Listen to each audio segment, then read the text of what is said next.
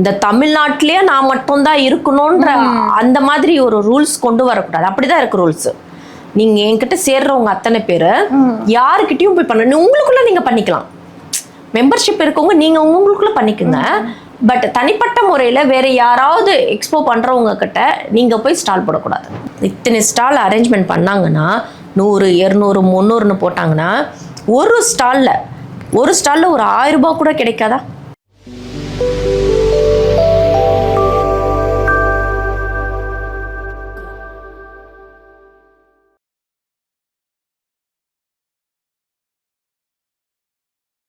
Hi hello வணக்கம் வீரா media நேயர்களே, நான் உங்க தொகுப்பாளினி லோகசுஜி. ஸோ இன்னைக்கு நம்ம கூட ஒரு ஸ்ட்ராங் அண்ட் போல்டான lady and serial actress Rihana தான் நம்ம கூட இருக்காங்க. நிறைய விஷயம் இன்னைக்கு அவங்க கூட பேச போறோம், வாங்க பேசலாம். வணக்கம் மேம். வணக்கம். எப்படி இருக்கீங்க? நான் நல்லா இருக்கேன்ப்பா, நீங்க எப்படி இருக்கீங்க? சூப்பரா இருக்கேன் மேம். நீங்க நல்லது பண்ணும் அப்படின்னு நினைக்கிறீங்க, பட் அதே நேரம் இந்த அடித்தடி சண்டைக்குள்ள போய் நம்ம மாற்றோம்னு உங்களுக்கு தோணுதா? ஏன்னா இறக்கமே இல்லை, நான் நல்லா இருந்தா போதும்பா, எனக்கு காசு வந்தா போதும்பா அப்படின்னு நினைக்கிறவங்க இந்த எக்ஸ்போ போடும்போது என்ன நினைக்கிறாங்க அப்படின்னா, நான் போடுற எக்ஸ்போ நான் மட்டும்தான் போடணும், நீ போடக்கூடாது, நீ நல்லா இருக்கக்கூடாது. ஏன்னா இங்க எவ்வளவு பேர் இருக்காங்க, லட்சக்கணக்கான கோடிக்கணக்கான மக்கள் இருக்காங்க. இன்னைக்கு உங்ககிட்ட வந்து வாங்க போறவங்க நாளைக்கு என்கிட்ட வந்து வாங்க போறாங்க. அவ்வளோ விஷயம் இருக்கும்போது நான் தான் நல்லா இருக்கணும், நான் மட்டும் இருக்கணும் அப்படிங்கிற இந்த விஷயத்த எப்படி பாக்குறீங்க? எனக்கு அந்த கான்செப்டே ஃபர்ஸ்ட் ஆஃப் ஆல் பிடிக்கலங்க. ஆனா அதையும் விரும்பி சில பேர் போய் மெம்பர்ஷிப் ஆகுறாங்க, சரிங்களா? ஆனா எனக்கு என்னன்னா, எக்ஸ்போ நடத்துற அந்த மேனேஜ்மெண்ட் பண்ற எக்ஸ்போ மேனேஜ்மெண்ட் பண்றவங்க இந்த தமிழ்நாட்டிலேயே நான் மட்டும்தான் இருக்கணும்ன்ற அந்த மாதிரி ஒரு ரூல்ஸ் கொண்டு வரக்கூடாது. அப்படிதான் இருக்கு ரூல்ஸ். நீங்க என்கிட்ட சேர்றவங்க அத்தனை பேர் யாருக்கிட்டையும் போய் பண்ண உங்களுக்குள்ள நீங்க பண்ணிக்கலாம். மெம்பர்ஷிப் இருக்கவங்க நீங்க உங்களுக்குள்ள பண்ணிக்கோங்க. பட் தனிப்பட்ட முறையில வேற யாராவது எக்ஸ்போ பண்றவங்க கிட்ட நீங்க போய் ஸ்டால் போடக்கூடாது. சப்போஸ் போட்டிருந்தீங்கன்னா அதை கேன்சல் பண்ணிட்டு வந்து நீங்க மெம்பர்ஷிப்ல வரணும் அப்படின்னு சொல்லும்போது ஒரு 2 பேர் மேனேஜ்மெண்ட் பண்ணிட்டு இருந்தாங்க. ஸோ அவங்கக்கிட்டேயும் கேன்சல் பண்ணிட்டு இங்கே மெம்பர்ஷிப்பாக ஆகுறாங்க. பட் ஒரு விஷயம் என்னன்னா, இவங்க கையை பிடிச்சி இழுக்கலை, கட்டாயப்படுத்தலை, இவங்க தான் விரும்பி போகிறாங்க. ஏன்னா பிரம்மாண்டம்னு சொல்லி ஒரு விஷயத்த காமிக்கிறாங்க. அதுலேயும் கொஞ்சம் சூட்சமம் இருக்கு. ஏன்னா ஸ்டால் போடுறாங்க இல்லையா, இப்போ கூட மிக்கி ஃபேஷன் வந்து சொல்கிற விஷயம் என்னன்னா, உள்ள நாங்கள் ஸ்டால் போடுறோம், நாங்கள் வந்து நஷ்டம் தான் படுறோம், லாபத்தில் நம்ம கொடுக்கல. எங்கள் லாபத்தை உடைச்சி 100 சாரீ கொடுக்குறோம், 1000 சாரீ கொடுக்குறோம், 1000 ட்ரெஸ்ஸு, 1000 டாப்பு, 100 டாப்புன்னு சொல்லிட்டு நாங்கள் நஷ்டப்பட்டு தான் ஒரு விஷயம் நாங்கள் ஆஃபர் கொடுக்குறோம். இந்த எக்ஸ்போ நடத்துகிறவங்க கை காசு எதுவும் போட்டு மக்களுக்கு எதுவும் பண்ணலை, அவங்களுக்கு எந்த லாஸ் எதுவுமே பண்ணலை. ஆனால் அவங்களுக்கு என்ன திரும்ப லாபம் இருக்குது இதில்? ஹார்ட் ஒர்க் இருக்கும் அவங்களது. மெயின் பாயிண்ட் வந்து ஹார்ட் ஒர்க் இருக்குது. ஏன்னா நான் எக்ஸ்போவில் நான் நின்று 2 நாள் வச்சு நான் சொல்கிறேன், அவங்க ஹார்ட் ஒர்க் பண்ணுறாங்க. ஆனால் அதுக்கு கூலி அவங்க வாங்குறாங்க. இத்தனை ஸ்டால் அரேஞ்ச்மெண்ட் பண்ணாங்கன்னா 100, 200, 300ன்னு போட்டாங்கன்னா ஒரு ஸ்டாலில் ஒரு 1000 ரூபாய் கூட கிடைக்காதா? ஈஸியாக கிடைச்சிடும். அவங்க சம்பாதிக்க வேண்டிய பணம் சம்பாதிக்கிறாங்க. 2வது ஃபாலோவர்ஸும் வியூஸும் அவங்களுக்கு ஏறுது. ஏன்னா இத்தனை பேருக்கு அவங்க கொலாப் பண்ணும்போது, இத்தனை பேருக்கூட பேஜில் இவங்க போகும்போது ஆட்டோமேட்டிக்காக இவங்கள ஃபாலோ பண்ண ஆரம்பிச்சிடுவாங்க. ஸோ இன்க்ரீஸ் ஆகிறதுக்கு ரீசனே இப்போ ஒன்றுமே இல்லை. மிக்கி ஃபேஷன் போனார், போயிட்டு அவங்களோட ஜாயின் பண்ணி நான் வந்து 100 டாப்ஸ் கொடுக்குறேன் அப்படின்னு சொல்லியிருக்காரு.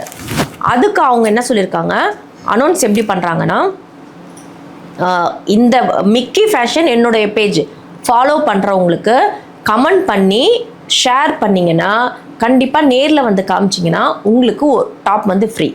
இது யார் கொடுக்குறா? மிக்கி ஃபேஷன் கொடுக்குறாங்க. ஆனால் யாரை ஃபாலோ பண்ணுறாங்க, பண்ணணும்னு சொல்கிறாங்க ரூல்ஸு, இவங்க பேஜை ஃபாலோ பண்ணணும். போனால் போகட்டும்னு இவங்க பேஜ். ஸோ சூட்சமம்னு ஒரு விஷயம் இருக்குது, அது வந்து பிஸ்னஸ் ட்ரிக்கு. அந்த ட்ரிக்ஸ் மூலியமாக அவங்க வந்து சம்பாதிக்கணும், பேர் வரணும், பிஸ்னஸ் பண்ணணும், ஸோ ஃபெமிலியர் ஆகணும். இன்னுமே ஆல்ரெடி அவங்க ஃபேம் தான், படம் நடிச்சிருக்காங்க, சீரியல் நடிச்சிருக்காங்க, எல்லாம் பண்ணியிருக்காங்க, ஆல்ரெடி ஃபேம் தான். இன்னுமே அவங்களுக்கு வேற மாதிரி ஒரு நல்ல புகழும் பேரும் வந்து சேரும். ஆனால் இந்த பஞ்சாயத்துக்குள்ளே நம்ம உள்ளே போகணுன்னு வச்சுக்கோங்களேன், நமக்கு தெரிஞ்சவங்க மெம்பர்ஷிப் போட வைக்கிறவங்களும் இவங்களும் நமக்கு தெரிஞ்சவங்க, இதில் போய் ஸ்டால் போட்டு நஷ்டமாகறவங்க கஷ்டப்படுறவங்களும் தெரிஞ்சவங்க. இதனால வந்து நெக்ஸ்ட் எக்ஸ்போ நடத்திட்டு இருக்காங்க பாருங்க, அவங்களும் எனக்கு தெரிஞ்சவங்க. ஸோ எந்த பக்கமும் என்னால் பேச முடியாது. பட் என்னுடைய பேச்சு எப்படி இருக்கும்னா, தப்புனா ஆமா தப்பு, ரைட்டுன்னா ஆமா ரைட் அப்படின்னு பேசுவேன்.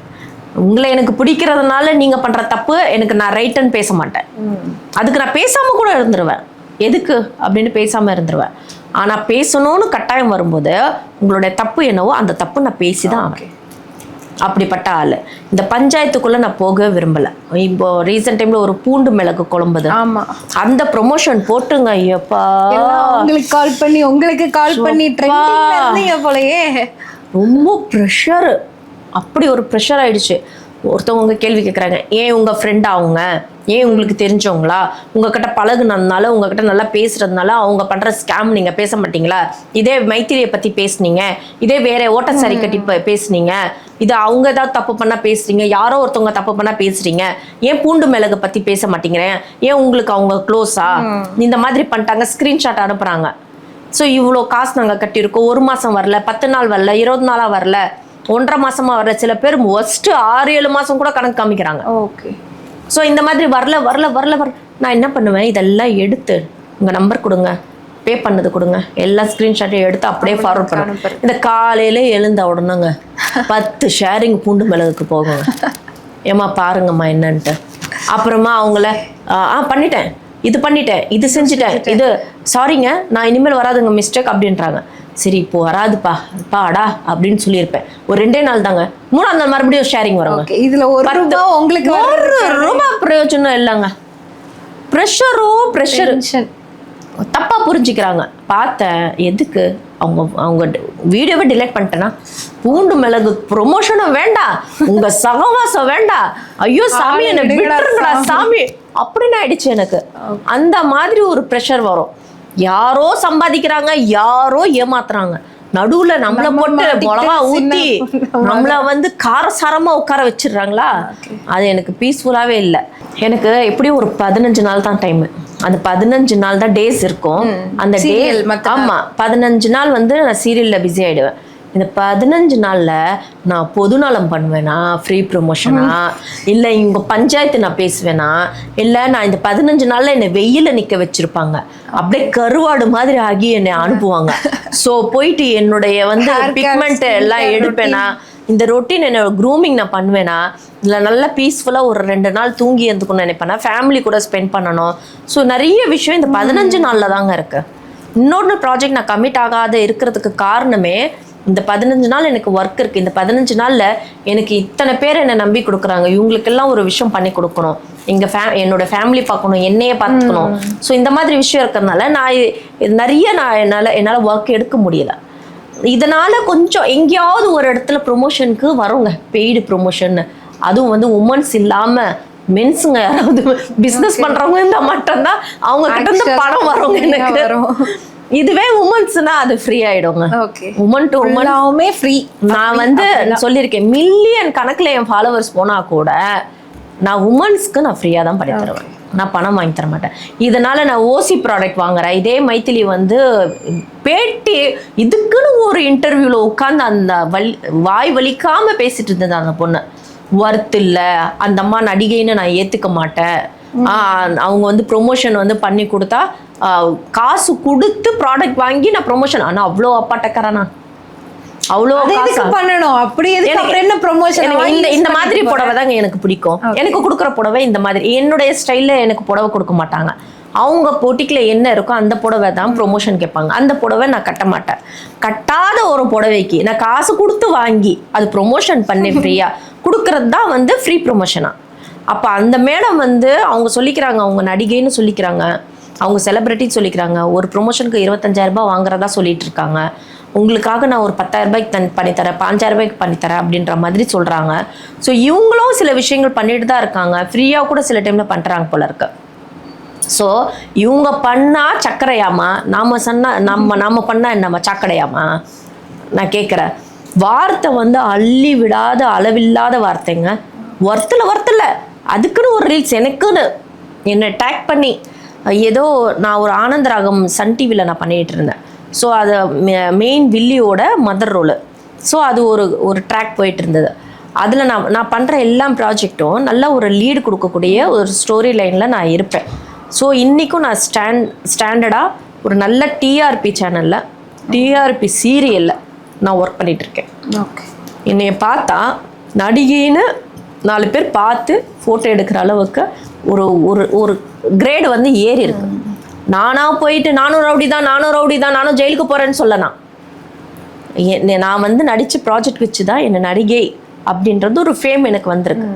இந்த அம்மா மாதிரி இந்த அம்மா வந்து நானும் செலிபிரிட்டி தான், நானும் நடிகை தான், நானும் இது பண்ணியிருக்கேன் அது பண்ணியிருக்கேன்ற மாதிரி ஆனந்த ராகம்ல வந்து ஒரு கான்ஸ்டபிள் கேரக்டர் ஏதோ மேடம் பண்ணியிருக்காங்க. ஸோ இவங்க வந்து ஏகப்பட்ட பெய்டோ ஃப்ரீயோ சம்திங் ஏதோ பண்ணிட்டு இருக்காங்க அவங்க. ஆனால் என்னை வந்து இந்த மாதிரி பேசுனது தான் எனக்கு ரொம்ப ஹர்ட் ஆச்சு. இத்தனை பேருக்கு நான் ஃப்ரீ ப்ரொமோஷன் பண்ணிட்டு இருக்கேன், மெடிக்கலுக்கு ஹெல்ப் பண்ணிகிட்ருக்கேன். என் வேலையை வந்து மாதத்தில் பாதி நாள் என் வேலை போனாலும் பாதி வந்து பொதுநலமாக போயிட்டுருக்கு ஹெல்பிங் மைண்ட் செட்டில். ஆனால் என்னையை பற்றி இப்படி குறை பேசும்போது ஒவ்வொரு இன்டர்வியூலும் அந்த மேடம் இன்டர்வியூவில் கம்பெனியில் என் ஃபோட்டோ இல்லாமல் இல்லை. அவங்க பப்ளிசிட்டி ஆகுறதுக்கு என்னை யூஸ் பண்ணாங்க பார்த்தீங்களா, அதுதான் எனக்கு ஹர்ட் ஆச்சு. மற்றபடி அந்த பொண்ணு கொஞ்சம் டேலண்டான பொண்ணு தான், ரொம்ப ஹார்ட் ஒர்க்கான பொண்ணு தான். மற்றவங்களை கம்பேர் பண்ணால் சுயநலமாக வந்து இந்த உலகத்தில் இருக்கிறாங்க. ஆனால் இந்த பொண்ணு ஓகே, நாட் பேட். ஆனால் வாய் மட்டும் வார்த்தைகள் கொஞ்சம் கண்ட்ரோல் பண்ணாங்க வச்சுக்கோங்களேன், அந்த பொண்ணு கொஞ்சம் நெக்ஸ்ட் லெவலுக்கு போக முடியும். அந்த வார்த்தையை வந்து கண்ட்ரோல் பண்ணுறது தான்.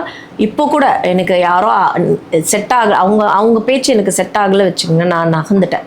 அதை டிஸ்டன்ஸ் மெயின்டைன் பண்ணிட்டேன். ஏன்னா ஒரு இடத்துல நம்ம அந்த மாதிரி ஒரு லோக்கலாக பேசுகிறாங்கன்னா அந்த இடத்துல நம்ம இருந்தால் நம்ம மதிப்பு குறைஞ்சிடும். நம்ம அந்த இடத்துல டிஸ்டன்ஸ் மெயின்டைன் பண்ணால் நம்ம மரியாதை நம்ம காப்பாற்றிக்க முடியும்.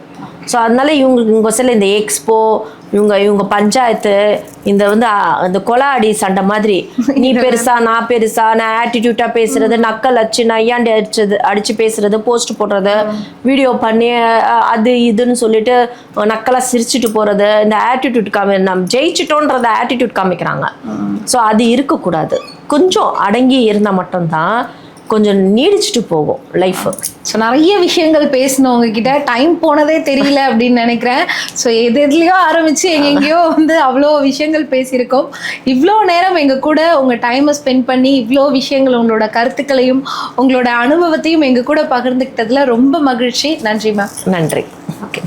ஸோ மக்களே, எவ்வளோ விஷயம் சீரியலில் நடக்கிற விஷயமா இருக்கட்டும், சீரியலை தாண்டி வெளியே நடக்கக்கூடிய விஷயமா இருக்கட்டும், எல்லாத்த பற்றியும் இன்னைக்கு நம்ம ரிஹானா மேம் கூட பேசணும். அண்ட் இந்த மாதிரி இன்னும் பல தகவல்களை நீங்கள் தெரிஞ்சுக்க மறக்காமல் வீரா மீடியாவுக்கு சப்ஸ்கிரைப் பண்ணுங்கள். அண்ட் இதே மாதிரி இன்னொரு வீடியோவில் உங்களை சந்திக்கிறேன். Until then, bye. This is Logu Suji.